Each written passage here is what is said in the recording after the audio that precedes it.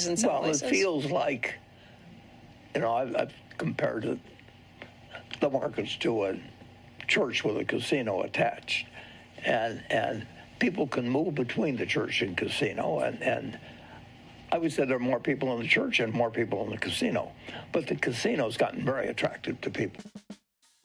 기사 몇 개를 가져왔는데요. 먼저 한번 보시죠. 하루 만에 10% 급등, 다음날은 10% 급락. 매수 사이드카가 발동됐다가 얼마 지나지 않아 이번에는 매도 사이드카가 발동됩니다. 그런데 이게 불과 며칠 안에 벌어진 일입니다. 1년에 10%에서 15%의 수익률을 꾸준히 달성하는 것도 사실 굉장히 어렵습니다. 그런데 요즘 시장에서는 우리가 1년 동안 기대하던 수익률이 하루 사이에 왔다 갔다 합니다. 주가가 10% 올랐다는 이야기를 들어도 별로 놀랍지 않고요. 사이드카가 발동됐다는 기사를 봐도 이제는 그러려니 하죠. 가격이 급등한 움직임에 우리의 뇌가 점점 익숙해지고 있는 겁니다. 그 극단적인 사례가 오늘 장이 오를지 내릴지에 돈을 거는 제로데이 옵션입니다. 오늘 거래해서 오늘 만료되는 옵션이죠.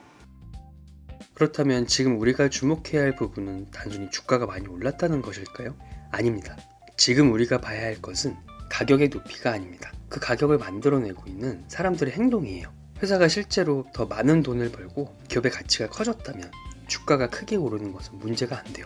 문제는 많은 사람이 같은 시기에 같은 이유로 한쪽에 몰리고 있다는 겁니다.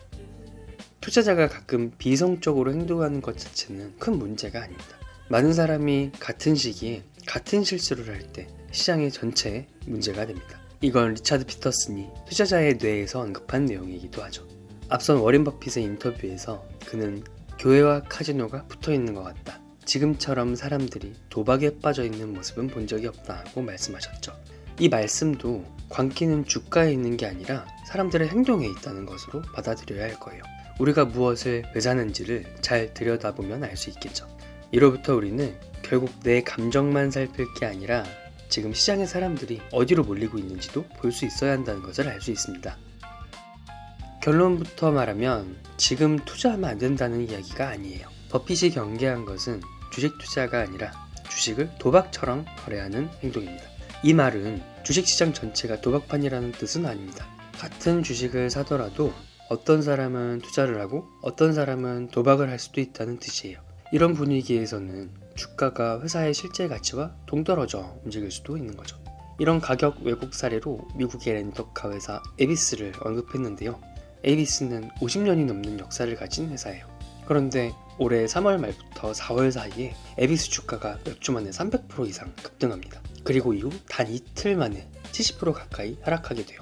펜트와터라는 헤지펀드가 에비스 주식을 빠르게 사들이면서 시장에서 살 수 있는 주식이 줄었습니다. 이 상태에서 주가가 오르기 시작하자 공매도 투자자들은 손실을 막기 위해 주식을 다시 사야 했고 이 과정에서 주가가 급등하게 되죠. 그리고 그 급등의 끝에는 이틀 만에 70% 폭락이 있었던 거고요. 정상적으로 사업을 운영해온 50년 된 기업의 주식조차 도박적인 시장에서는 카지노의 집처럼 거래될 수 있다는 것입니다.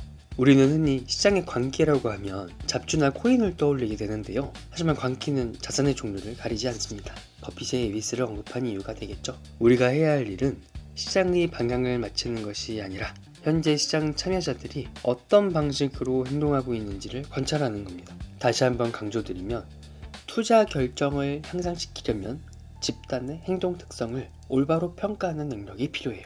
우리는 언제나 워렌 버핏으로부터 많은 영감을 받아왔습니다. 시장이 탐욕에 빠질 때는 한 발 물러서게 해주고요. 시장이 공포에 빠질 때는 기업의 본질을 다시 바라보게 해주셨습니다.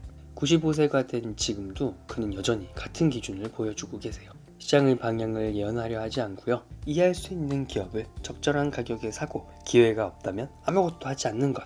그게 그가 저희에게 해주고 계신 말씀입니다. 이 채널에서는 앞으로도 워렌 버핏과 같은 투자 구루들 그리고 오랜 기간 시장에서 성과를 증명한 펀드 매니저들의 생각도 살펴보려고 합니다. 평소에 생각을 들어보고 싶었던 투자자나 펀드 매니저가 있다면 댓글로 남겨주세요. 투자에 실제로 도움될 수 있는 내용을 찾아서 다음 영상에서 함께 살펴보도록 하겠습니다.